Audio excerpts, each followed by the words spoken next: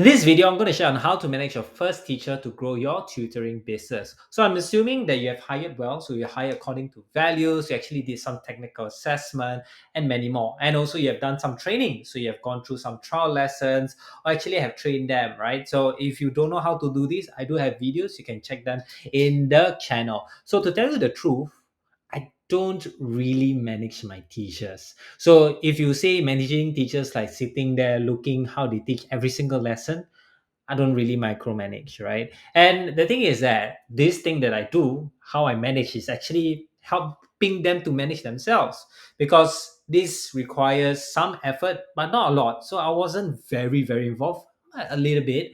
And lastly, it helps me scale to manage many teachers, right? So I once have to manage over 4 tutors in 1 week. That's actually quite a lot for those who are smaller. And it really helped me manage at a scalable level because I'm very confident if I were to have 10 tutors or more than that, I actually can actually manage them because this system is scalable. And the thing is, once I know how things are, I know the pulse of how the lessons are being conducted. So for example, you might have a lesson on math and then another lesson on science and another lesson on English. So how are these lessons being conducted, right? So I use this thing called a feedback system, which is actually very simple. And I'm going to share on how it actually looks like. So a little bit is that the thing about feedback is that a lot of times teachers only ask feedback maybe at the end or maybe somewhere to just get the testimonials, right? So the thing is that, right? Maybe what you think is, oh, you're a great teacher, which I don't doubt it. But sometimes you might have a misfit. So maybe lesson 1, 2, 3, and 4, you might think, oh, the students are okay. But then actually what might look like in the student's point of view is that lesson 3 something happened, they're a bit angry, and lesson 4 something happened, which happened to me before, and luckily I had a feedback system which helped me to but without it the student might actually leave, which actually happens, right? So that's the thing is that without a feedback system, it might be too late to help a student as a tutor or even a business owner. Because if a student leave, that means money is out of the table, right? You reduce, I mean, your revenue actually goes down because you don't have a student. And sometimes with bad experiences and they don't share it, right? Which sometimes happen, then they already shared their negative comments to other people, which is not very good for your business. So the thing is with feedback system, it helps you understand a bit more of how the students are feeling. Maybe with these emojis. And then at the same time, imagine at lesson 3, there was something that the student wasn't happy about. And the thing is that as a tutor or managing tutors, you can actually help them. And then suddenly they'll be like, oh, actually, okay, lah, that's fine. So instead of them leaving at lesson 3, you have them on lesson 4, 5, 6, and that helps you to have recurring revenue or it doesn't hurt the business as much. So you're able to help at a very fast speed because speed is very important. And this gives a very good experience. Does that mean that you need to ask for feedback for every single lesson? Yes, because you want to improve the business as a whole. Every single lesson must be good, right? And the thing is that from my experience, and this is what you will see once you implement feedback for every single lesson, is that we have this thing called feedback fatigue, which is okay, very normal. Because later on I will share that feedback is a pulse. You always want to know whether your lessons through the instructor ratings are being done well because you're managing a tutor. Because if a tutor suddenly have bad ratings for very consistent lessons, maybe 3 lessons, then it's a big red flag, and that's where you actually intervene, right? So that is why feedback is super important for every single lesson. And with feedback, you can improve every single lesson as well to be 8, 9, 10 out of 10. What's this feedback system? Actually, pretty simple.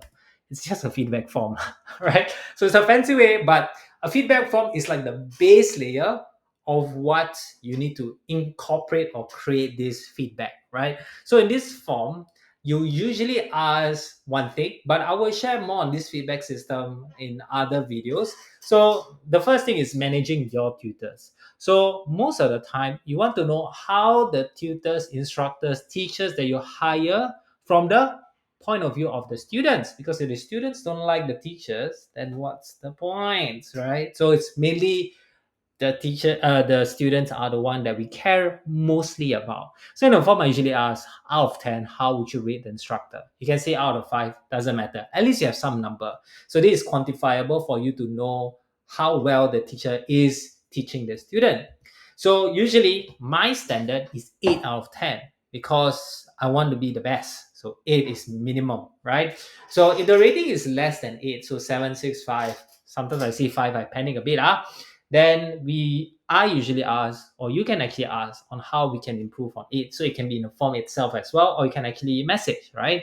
So let me explain a bit on why the teacher rating is also very important. So number one is, how do you quantify good? Most of the time, if you put a number, hey, out of 10, how well do I teach? If they say 8 out of 10, that means you're in the right path. So that's how you can't say good or bad. It's like, what do you mean? What's the rating? So with quantifiable things, you can actually help to improve. That's the thing about business. You always need to improve to, if you want to have a great business, right? So usually for me, I expect 8 out of 10. If they score lower, I actually will ask them why, or even ask them, can you, clarify what do you mean by this in the feedback form? So you might be thinking, okay, I implement a feedback form. So these some expectations to give. Not all of the students will even give you feedback. They don't give you very detailed feedback. So it is your job to actually ask them in more detail. Okay, in maybe lesson on subtractions in math, why wasn't it good, right? And when you actually put in effort to ask for feedback, then they actually will tell you a more detailed feedback that actually can improve your current lessons, right? And also the ratings as well. So this is something that I will just give you, these are the expectations, right? And remember that your rating is a pulse. So if your pulse, because in a normal pulse, right? So for example, your resting heart rate maybe is 50, 60, right? That's normal. What happens if it's 100 but you're resting? And then that's like, oh no, right? So with this, it gives you a better understanding of how the lessons are being conducted when you hire your first teacher or even many teachers in the future. So once the rating is 7 or below, then that's where, uh, from my experience, students actually write down on what's wrong and what can be improved. So always, always, always thank them and message them. Thank you for putting the ratings. We appreciate it. Can we explore a little bit more how we can improve? And we are sorry that you have that. The thing is that now the students feel like, oh my God, like they care about my learning experience. And then they actually will give you feedback that actually can improve a business as a whole. Because once a feedback is being implemented, not only one lesson is being improved, the whole business improve.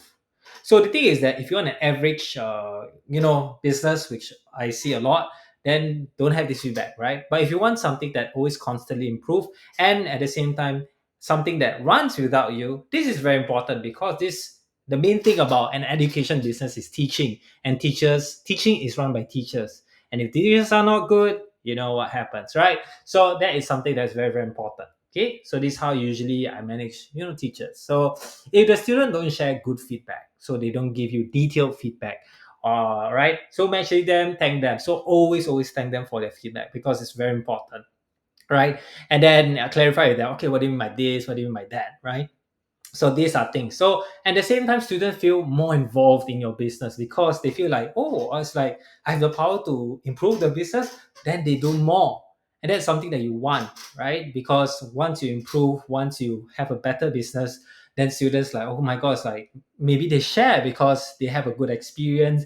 It feels better if you're part of something, right? That's something that feedback system allows, right?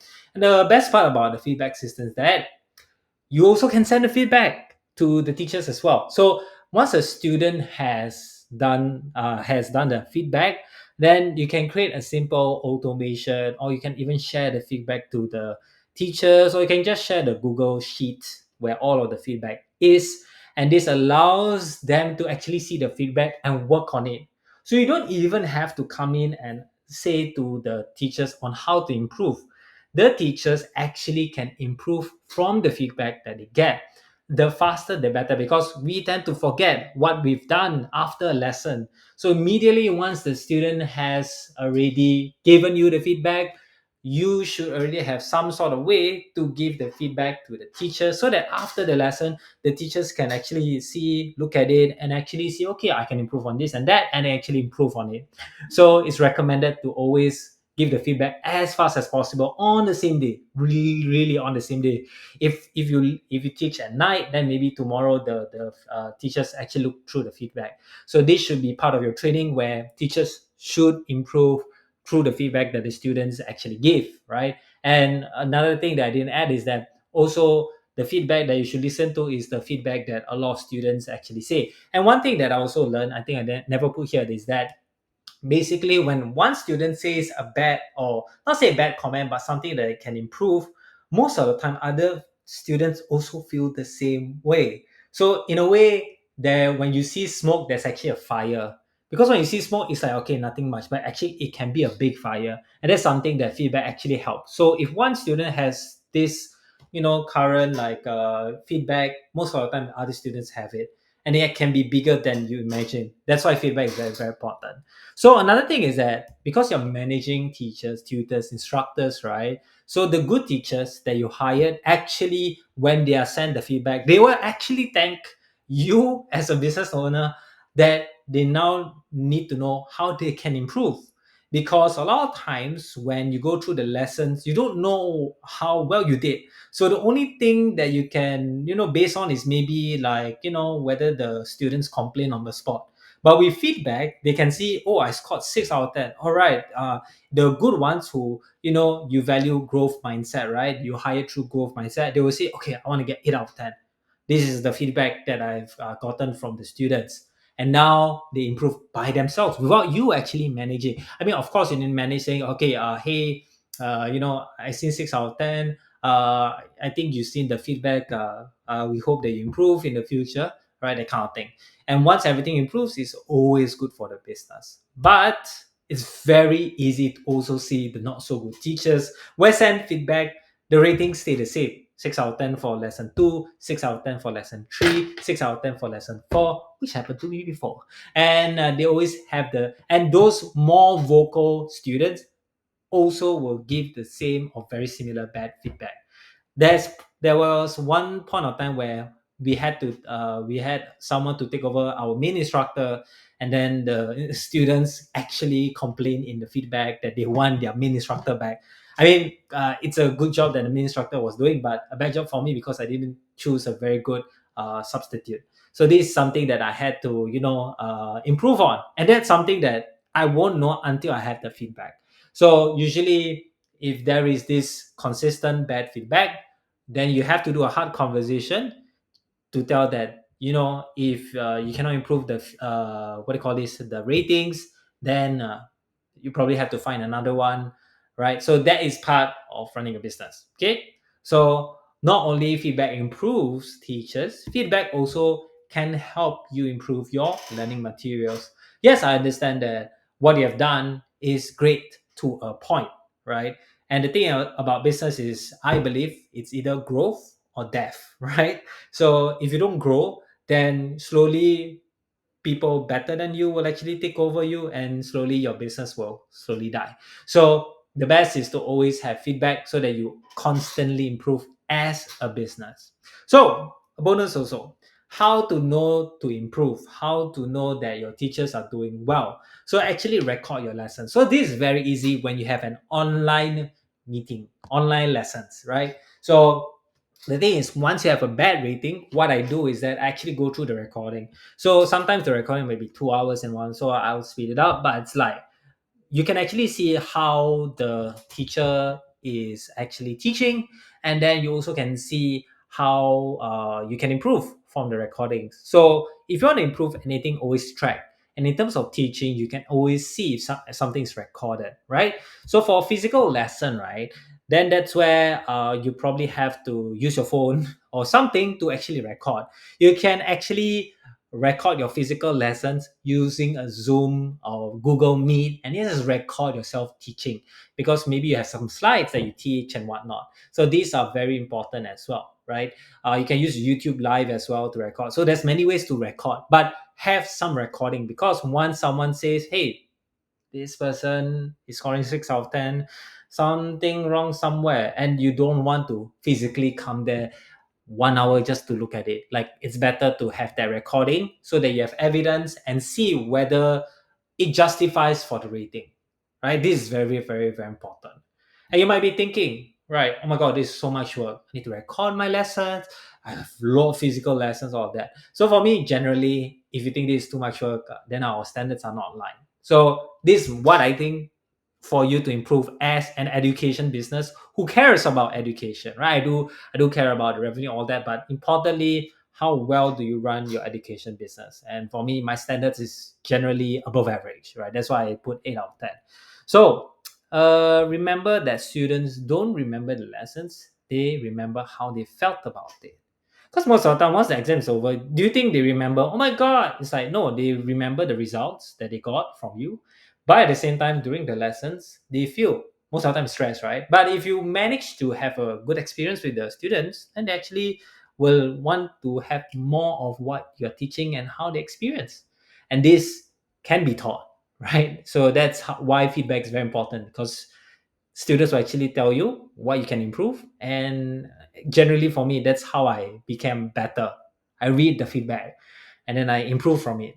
And it feels good when you see a lot of ratings as very high. Okay.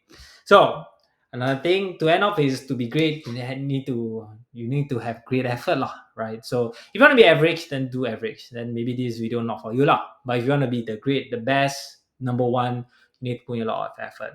All right. So if you like this video, give it a thumbs up. And if you want more of this kind of videos, subscribe down below and comment down what are the things that you learn from this video.